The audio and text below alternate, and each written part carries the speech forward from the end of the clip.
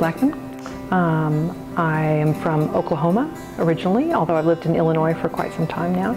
I did my early studying at Oklahoma State University, and I have 2 science degrees from there. But then about 10 years after my last one, I went back to school for a degree in metalsmithing at the University of Illinois at Champaign-Urbana. So did that in 2010. And currently I'm the general biology lab manager at Illinois Wesleyan University, but I'm stepping away from that to be a full-time artist this spring. These pieces they're a mix of materials. I do a lot of mixed media work, but the primary element of these frameworks is basically steel baling wire. It's about 16, 20 gauge steel wire. It's pretty easy to work with, and it's really fast to cut and solder and bend and move. And so it's like, I'm not much of a mark maker, so when I work like this, I feel like it's the closest I ever get to drawing. They're kind of like three-dimensional drawing in space kind of thing. So they're frameworks like that, and the frameworks themselves, like I said earlier, they sort of reference things that I saw on that trip: fences and silos and billboards and barns and things like that, or you might see just elements of those within the framework. So they're volumetric, they're very open, but they have a lot of intersecting lines and parts, sort of as if you were seeing various aerial views of our landscape around here. So dividing lines between sections and farms and different things like that. The materials that go into them are, just a gamish of kind of things that I picked up over the years. Some things that I actually purchased on that trip. We would go to junk markets and flea markets and things like that and pick up lots of things that I can cut up and destroy and turn into other things. So old tin and scraps of fabric and different things like that, but also just stuff that I've picked up that is non-traditional materials, things that make you kind of say, ooh, I wonder what that would look like if I cut it up and mounted it this way. So anything from, old advertising banners to countertop material samples, flooring samples, old tins, love old tin. I'm thinking about incorporating some enameling into it as well. So again, for that sort of splash of color. But it's just things that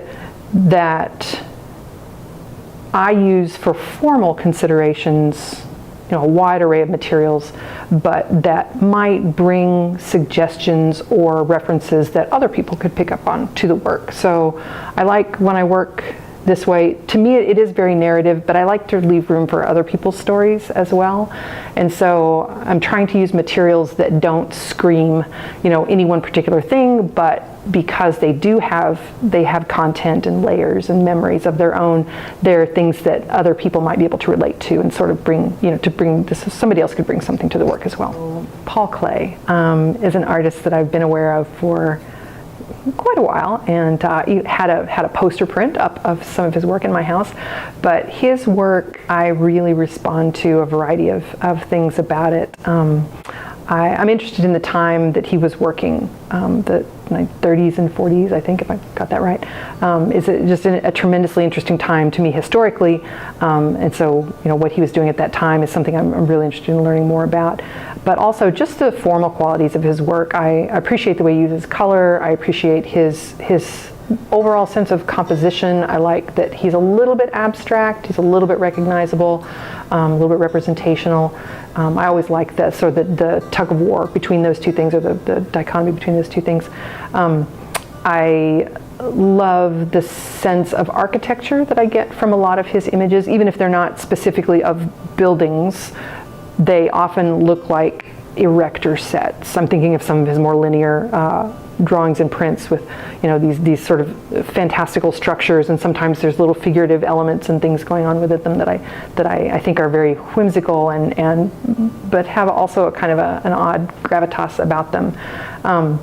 So some of his pieces that I really like are the ones that look like sort of ruins or cityscapes or a landscape with things in them, and they're like I said, there's a sort of an element of fantasticalness to them, but also you can tell that they're grounded in actually looking at buildings and space and land and things like that.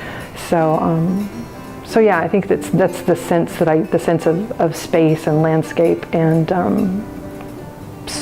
built structures that I get from them that I really enjoy. The work that I'm going to bring to this exhibition is it's about memory and perspective, and those topics sort of contained within these linear frameworks with elements of color and reclaimed materials, hung, suspended from, contained within those frameworks.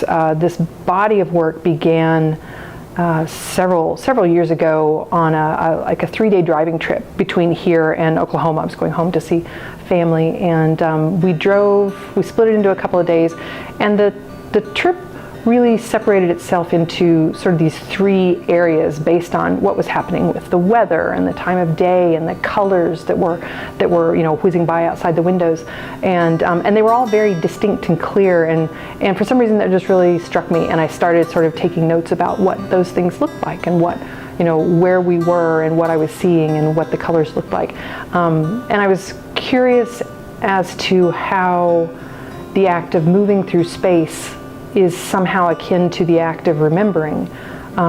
Sometimes when you're driving down the road and you see like a line of telephone poles, stretching across the horizon in front of you, when as you drive up to them, they have one appearance, but when you drive by them, then they coalesce on one another, and then when you pass them, then they split apart again. And so that sort of change in appearance was somehow linked to the idea of perspective to me, and not only perspective in terms of visual perspective, but also the kind of perspective that we gain with our memories. So you have one sort of memory of something when it has just happened, and then that memory is mutable and it can change, and you gain a different perspective as you get farther away from it. So it's that idea of sort of, again, moving through space and how that might link up to the idea of remembering.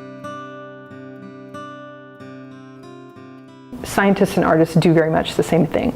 So we ask questions about the world, we try to answer those questions in a variety of ways, we present the outcomes of that research to the world, and then we start over. Our questions lead us to different questions, and it just goes on from there. So to me, they're very, very, very similar endeavors at heart, just with sort of different parameters and different outcomes. I'm really interested in the process of science, the culture of science, the trappings of science, the materials of science, the things that we use every day as scientists, and those things will creep into my work in various ways. Even if I'm not really thinking about scientific topics, sometimes you see those little things pop up here and there.